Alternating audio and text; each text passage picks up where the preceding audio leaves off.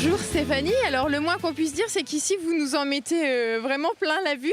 Est-ce que vous pouvez nous expliquer où on se trouve exactement ?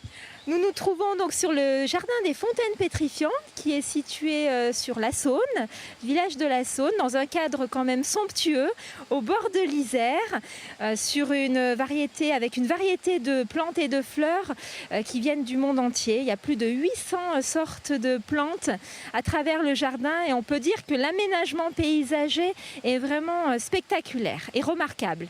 Oui, justement, plus de 15 000 heures de travail apparemment pour rendre ce site remarquable comme vous l'avez dit. Et alors depuis 1994, on a la chance d'avoir ce site au bord de l'Isère et qui a obtenu en plus depuis le début de l'année 2018 le label Jardin remarquable. Donc il a rejoint les 5 autres jardins du département de l'Isère à avoir obtenu cette distinction qui a été délivrée par la DRAC, la Direction régionale des affaires culturelles. Donc on peut le souligner. Et pourquoi on l'appelle Jardin des Fontaines Pétrifiantes ? Parce que généralement pétrifiant c'est une connotation un peu effrayante. Non, pas du tout, pas chez nous en tout cas. On a depuis plus de 1000 ans des petits cristaux de calcite qui tombent sur des vases, qui forment des dépôts en fait, calcaires tout simplement. Et nous avons la chance d'avoir sur ce site une gigantesque cascade qui n'est faite qu'en tuf. Bon alors, juste avant de venir vous rencontrer, j'ai pris un petit cours de vélo à assistance électrique. Je dois dire quand même que ça m'a donné un peu faim. On se trouve quand même ici dans une région où le terroir est très important. Justement, quelles sont ces richesses gastronomiques de ce territoire ? Alors on peut citer notamment le fromage Saint-Marcellin, puisque nous sommes à côté de cette ville qui comprend donc le fromage typique crémeux qu'on peut accommoder à toutes les sauces. On peut aussi le compléter par la noix de Grenoble, puisqu'ici nous sommes en plein cœur de l'AOC Noix de Grenoble qui fête en plus ses 80 ans cette année. Et vous avez non loin d'ici à Vinay un site qui est dédié à la noix, donc le Grand Séchoir Maison du Pays de la Noix, que je vous invite à visiter.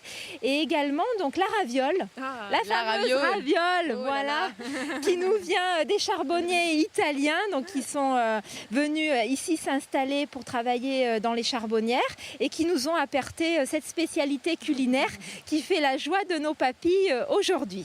Alors si on vient peut-être avec ses enfants ou même entre amis, est-ce qu'il y a des endroits, des caves ou des fermes où on peut faire des visites, des dégustations ? Oui, alors vous avez pour le fromage notamment possibilité d'assister à la fabrication de fromage sur le territoire. On a des fermes qui ouvrent leurs portes aux familles.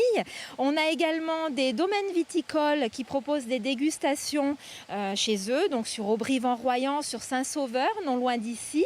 Et puis nous avons aussi la chance d'avoir sur Saint-Quentin-sur-Isère la distillerie Charles Meunier qui propose là des alcools un petit peu plus forts, des liqueurs et des apéritifs, et notamment aussi tout nouveau depuis quelques années on a une distillerie de whisky sur Saint-Jean-en-Royan. Et oui, comme quoi.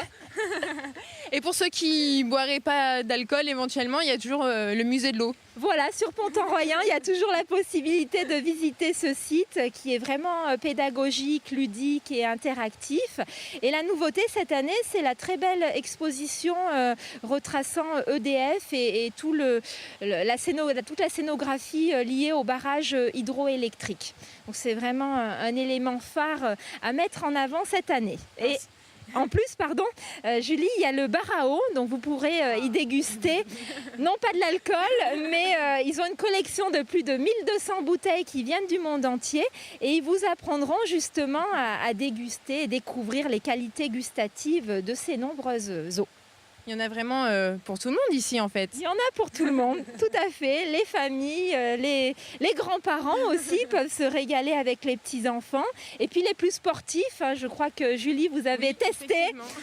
Donc après l'effort, le réconfort auprès des producteurs du terroir. Bon alors en tout cas je sais pas vous mais moi tout ça m'a vraiment mis l'eau à la bouche. Merci beaucoup Stéphanie. Merci, pour toutes vos bonnes adresses.